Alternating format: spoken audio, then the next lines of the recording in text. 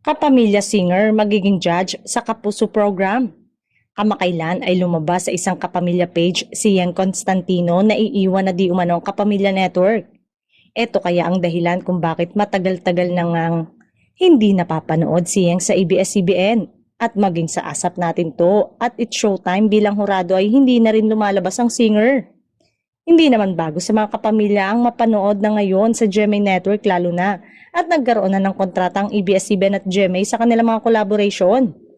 Nakilala si Yeng sa unang season ng Pinoy Dream Academy, ang version ng Pilipinas ng competition sa pag-aawit ng Endemol Operation Triunfo. Si Endemol din ang producer ng franchise ng reality show ng ABS-CBN ng Pinoy Big Brother. Ngunit, bago pa man sumali sa Pinoy Dream Academy, sumali na si Yeng sa mga reality show sa television sa iba't ibang TV network mula noong 2002.